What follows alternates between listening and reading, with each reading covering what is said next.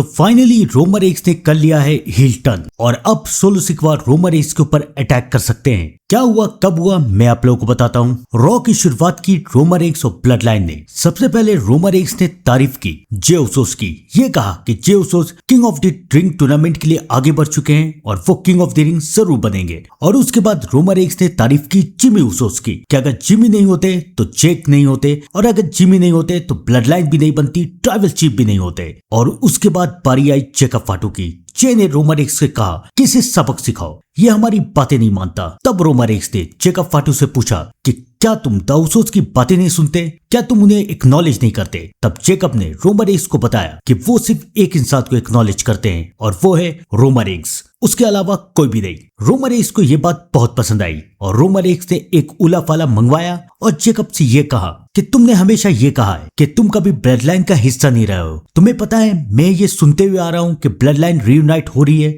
लेकिन blood line तो हमेशा यहीं से थी। यकुजुना, रिकिशी, वाइल्ड समून, द उसोस, रोमन रेंस सब यहाँ पर थे। तो यानी ब्लड लाइन हमेशा से डब्ल्यूडब्ल्यूई में थी और अब तुम भी इस ब्लड लाइन का हिस्सा बनोगे। और उसके बाद रोमन रेंस ने उला फाला जेकब फाटू को पहना दिया। हाँ, जे को ये बात पसंद नहीं आई, लेकिन जे वहां कुछ नहीं कर सकते थे। सब कोई रिंग से बाहर जा रहे थे और रिंग के बाहर रोमन रेंस की मूवीज स्ट्रीट फाइटर के रोमन रेंस के कलीग आंद्रे बैठे हुए थे। रोमन रेंस ने जाते जाते उनसे बाय कहा। जे गुस्से में वहां से चले गए। जिमी उसोस ने भी आंद्रे को बाय कहा, लेकिन जब बारी जेकब की आई तो जेकब को गुस्सा आ गया। जेकब आंद्रे को मारने के लिए रिंग के अंदर ले गए। सब कोई वहां पर आ गए। तब रोमन रेंस भी वहां पर आए और रोमन रेंस ने पहले तो जेकब को रुकने के लिए कहा। जेकब रुक गए, लेकिन फिर रोमन रेंस ने ये कहा कि अटैक करो, और तब जेकब ने एक बार अटैक किया और रोमन रेंस के कहने पे दूसरी बार भी। और तब रोमन रेंस ने सबको वार्निंग दी कि ब्लड लाइन के साथ अगर मजाक करोगे तो यही अंजाम होगा। ये साबित करता है कि रोमन रेंस हील टर्न कर चुके हैं और अब रोमन रेंस के ऊपर अटैक कर सकते हैं सोलो सिक्वा। क्यों, मैं आप लोगों को बताता हूँ। रोमन रेंस ने जब जेकब फाटू को हराया था तब वहां पर ऑडियंस के बीच में बैठे हुए थे सोलो सिक्वा और उनकी एमएफटी। और तब से ही मैंने आप लोगों को ये कह दिया था कि अब रोमन रेंस और सोलो सिक्वा का एक और मैच होगा, क्योंकि अब सोलो सिक्वा और उनकी एमएफटी को भी रोमन रेंस की ब्लड लाइन को ज्वाइन करना पड़ेगा, रोमन रेंस को एक्नॉलेज करना पड़ेगा। ये सब इसलिए किया जा रहा है ताकि डब्ल्यूडब्ल्यूई में पूरी तरीके से ब्लड लाइन फैल सके और रॉ और स्मैकडाउन दोनों इंटरेस्टिंग बन सके। मैं आप लोगों को कई बार ये बात कह रहा था, लेकिन स्मैकडाउन में ये बात साबित भी हो गई। जेकब फाटू स्मैकडाउन में आए। जे और जिमी ने उनसे पूछा भी कि तुम क्यों आए हो। तब जेकब ने उन्हें बताया कि जेकब फाटू को रोमन रेंस ने भेजा है सोलो से मिलने के लिए। और उसके बाद जेकब फाटू सोलो सिक्वा के पास गए। उन्होंने सोलो को ये कहा कि रोमन रेंस ने ये कहा है कि अब सोलो को वापस से रोमन रेंस के पास आ जाना चाहिए। लेकिन ये सुन के सोलो सिक्वा भड़क गए।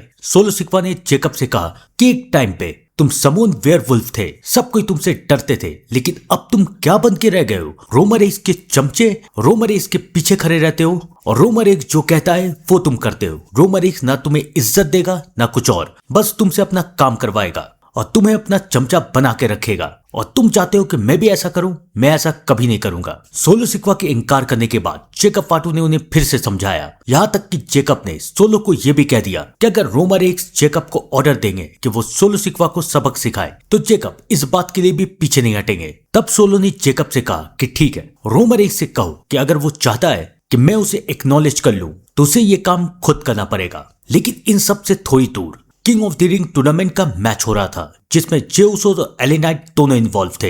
एले नाइट जिसे ब्लड लाइन से प्रॉब्लम है और एले नाइट ये नहीं चाहते थे कि ब्लड लाइन का कोई भी मेंबर उनके मैच में इन्वॉल्व हो। वो ये मैच जीतने ही वाले थे, लेकिन तभी रॉयस्की को जिताने के लिए सोलो ने एले के ऊपर हमला कर दिया और इस बात का फायदा उठा के जे उसोस इस मैच के विनर बन गए। अब एले नाइट का सारा गुस्सा फूटेगा ब्लड लाइन के ऊपर, सोलो सिक्वा के ऊपर। लेकिन उससे पहले सोलो को आने वाले रॉ में रोमन रेंस का सामना करना पड़ेगा और तब ये तय होगा कि फाइनली एक बार फिर से सोलो वर्सेस रोमन का मैच होगा वर्ल्ड हेवीवेट टाइटल के लिए। और अगर ये मैच सोलो हार जाते हैं तो सोलो रोमन रेंस को एक्नॉलेज करेंगे, उन्हें अपना ट्राइबल चीफ मानेंगे। लेकिन इन सब के बीच में एले नाइट रोमन रेंस और उनकी ब्लड लाइन के ऊपर हमला करने की कोशिश करेंगे। शायद नाइट ऑफ चैंपियंस में भी वो ऐसी कोशिश करे।